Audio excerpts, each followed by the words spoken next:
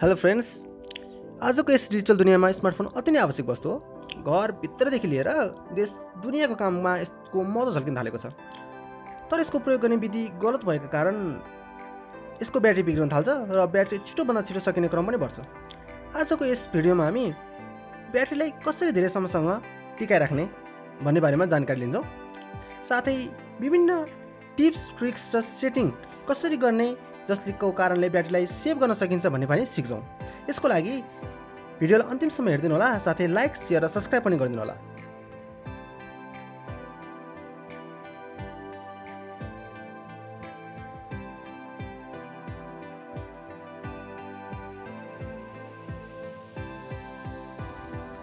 अनावश्यक अवस्थामा wifi, Bluetooth र जिपिएस अफ गरेर राख्दा राम्रो हुन्छ। स्क्रिन ब्राइटनेस सकेसम्म घटाएरै राख्नुहोस्। अटो ब्राइटनेस राख्दा अति नै उपयुक्त हुन्छ।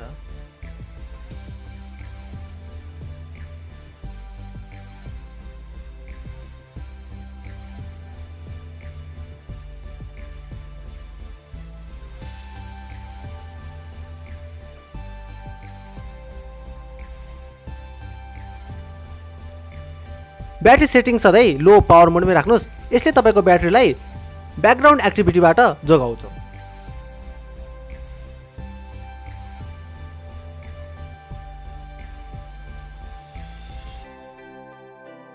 आफ्नो मोबाइलको सफ्टवेयर भर्सन उपयुक्त ब्याट्री सेभर एप इन्स्टल गर्नुहोस्।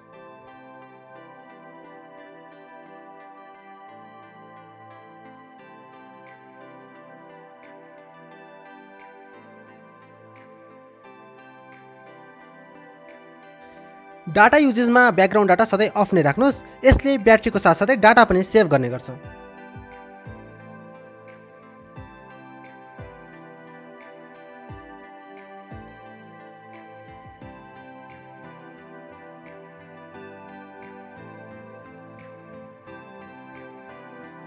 ब्याट्री सेटिङमा यस्तो एपहरू छान्नुहोस् जुन एप थोरै चलाउँदा पनि धेरै चार्ज सकिरहेको हुन्छ, अनि त्यस्ता एपहरूलाई अनइन्स्टल गर्नुहोस् अथवा ब्याकग्राउन्ड रेस्ट्रिक्ट गर्नुहोस्।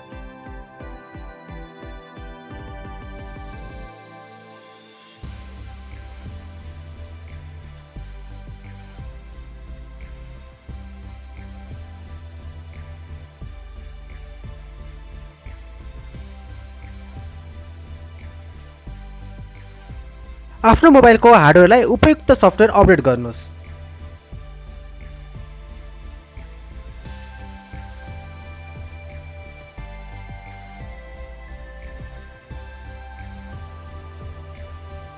मालवेयर अथवा भाइरसलाई खेलाची नसम्झनुहोस्। राम्रो एन्टिभाइरस मोबाइलमा इन्स्टल गर्नुहोस्।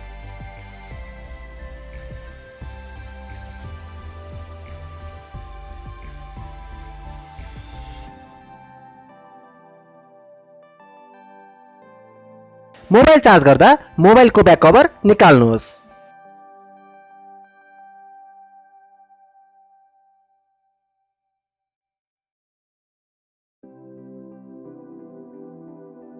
अप्टिमाइजर एपले ब्याट्रीलाई असर गर्ने हुँदा यस्तो एप कहिले पनि इन्स्टल नगर्नुहोस्।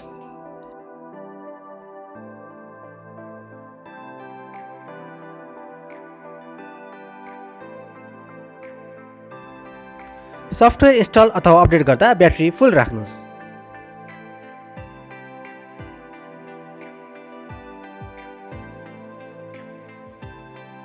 ब्याट्री इम्टी हुने अवस्थामा मोबाइल स्विच अफ नगर्नुहोस्, बरु फ्लाइट मोडमा राख्नुहोस्।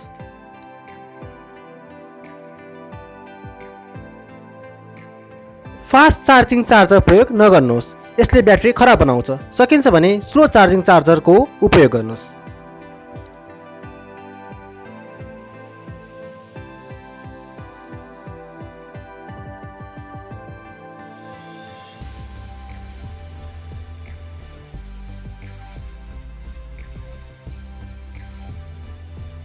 स्क्रिन सेभर अथवा वालपेपर सधैँ डिम खालको प्रयोग गर्नुहोस्।